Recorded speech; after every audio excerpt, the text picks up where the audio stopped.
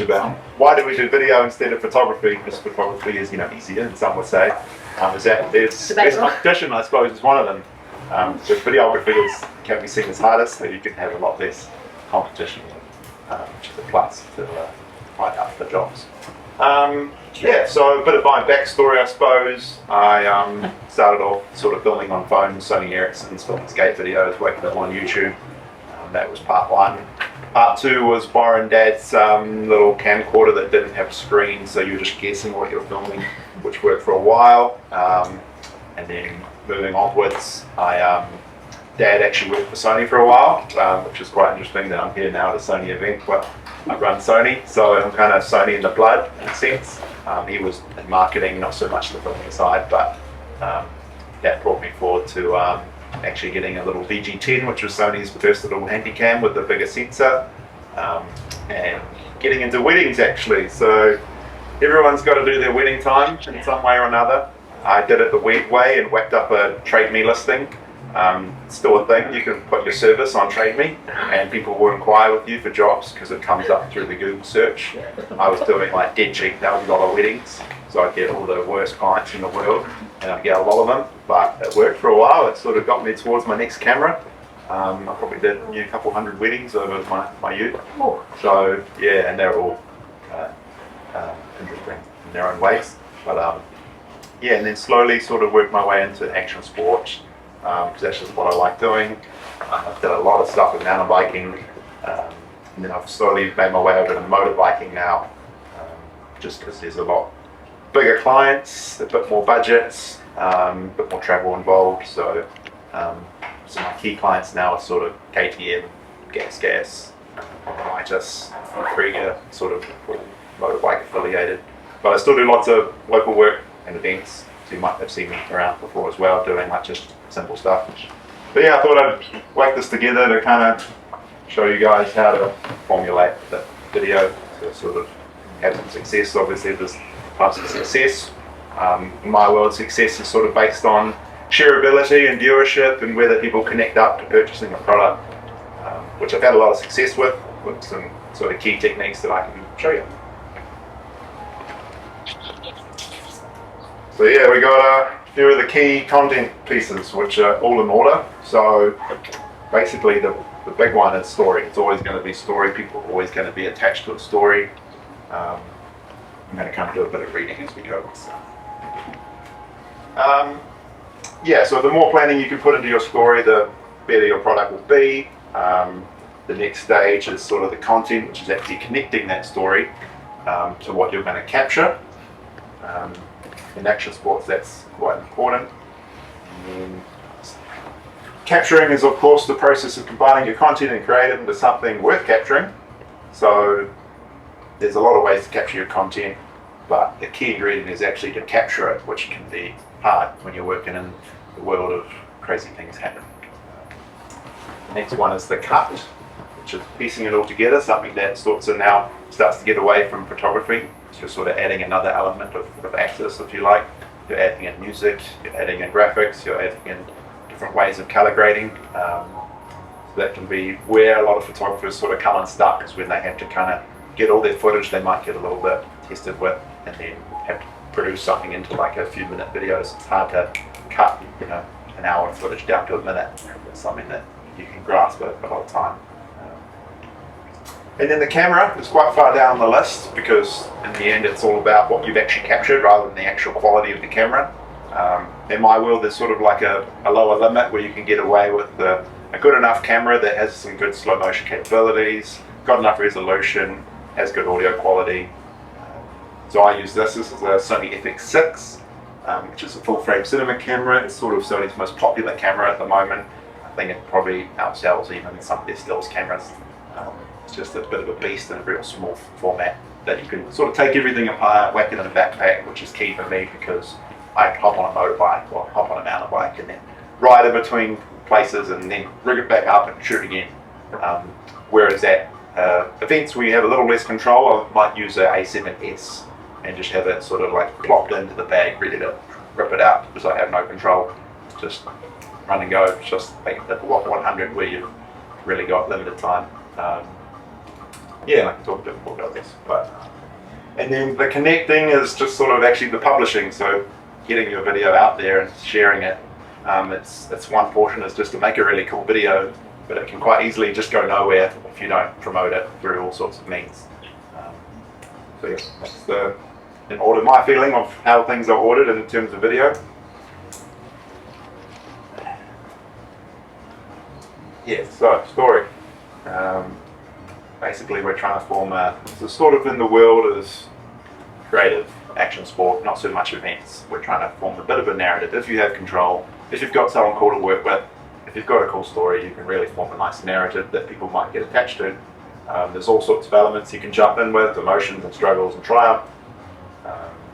Yeah, people like to connect a little bit. It's a bit of a human story, but you still have to link it up with quite a lot of the excitement. You're still an action sport, so you've still got some exciting stuff happening, lots of cool tricks and that. What sort of stories, John, have you told? Like, can you give us some examples? Yeah, well, this is going to be a good one. So this is Drew Bezanson. This is a couple of years back. He was a BMX rider, and he tried to come into slopestyle, and he came up against a little bit of trouble because he was used to these tiny bikes, and now he's getting on a bigger slopestyle bike with much bigger jumps. So his storyline was that he was a rebel athlete trying to compete on a rebel event, but he didn't want to just get thrown in there because he's got the helmet. He wanted to really fight for it.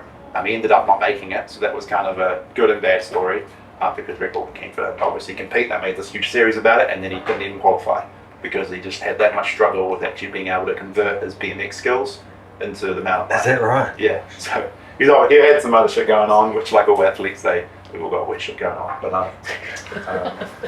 yeah. So this episode was produced. Yeah. This episode was produced with a company called Boombox Group, which is quite a creative company out of Canada. They lead all the production for Crankworks and X Games and basically every Red Bull project in North America. So I was based in Canada with them for a while working on this one, although I actually got to come back home and shoot this episode with them, which I can show you a little bit out of. Because it's quite creative in terms of the story and the way it all came together.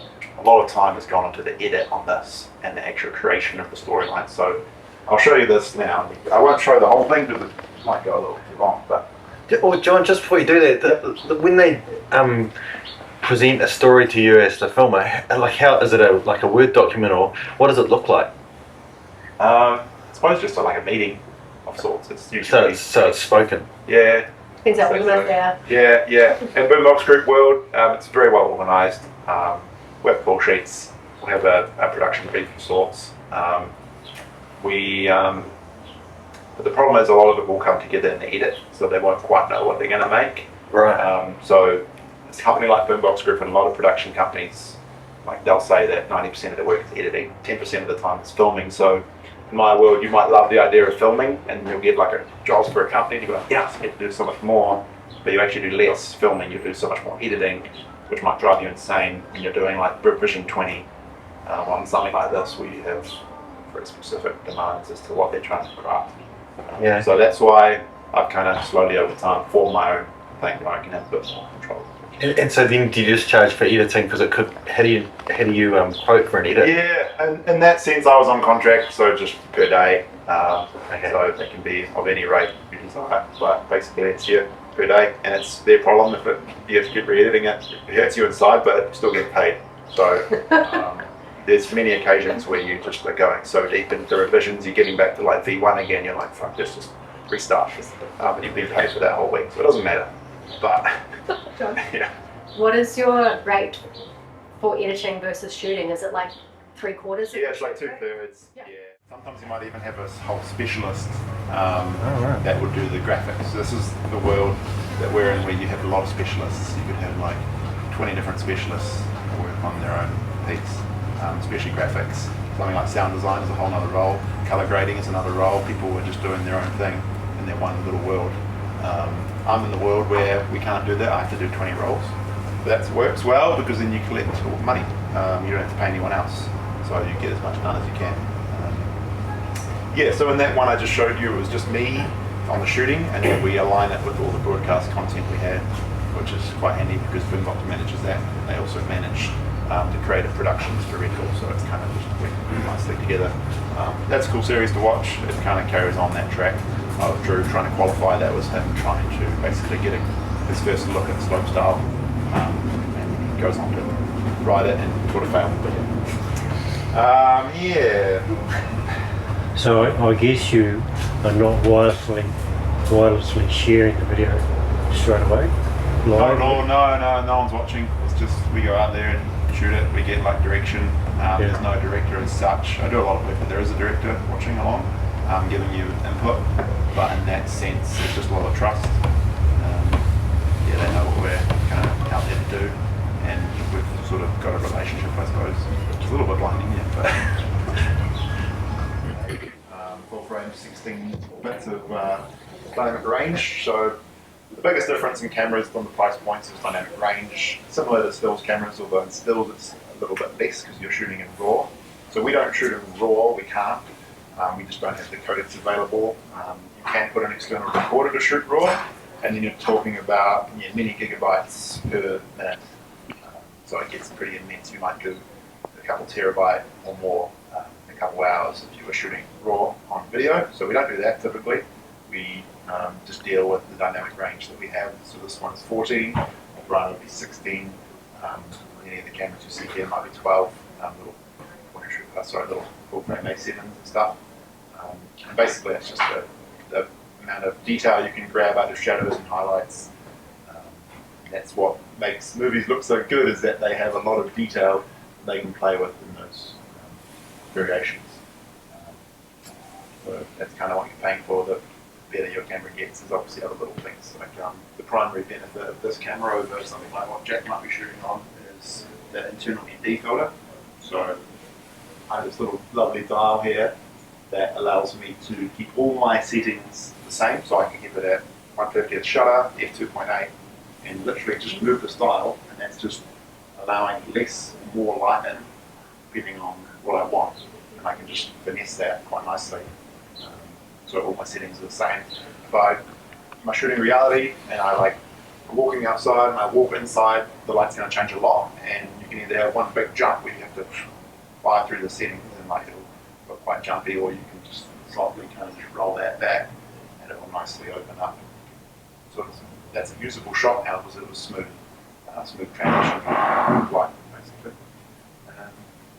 You can get ND filters for all your cameras as well, which is actually a key portion of if you do try video. Almost all of you will need an ND filter, because now that you're trying to escape high shutter speeds, because high shutter speeds is where everything looks a bit too crisp, but it will look a little bit like a cell phone.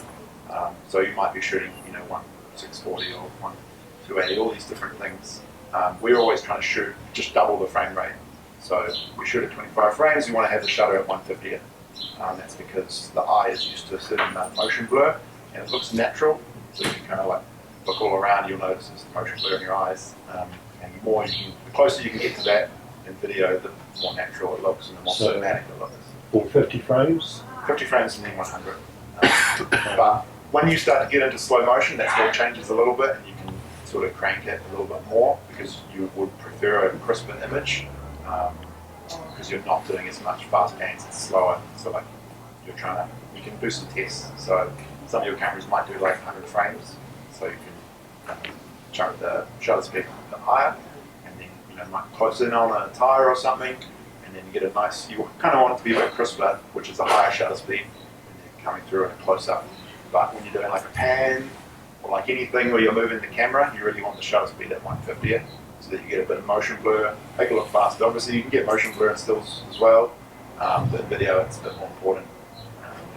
It's a pretty much instant showcase of someone who's a little bit amateurish, is when you've got really high shutter speed shot video, you can instantly tell it's just a bit too crisp, a bit cell phoney.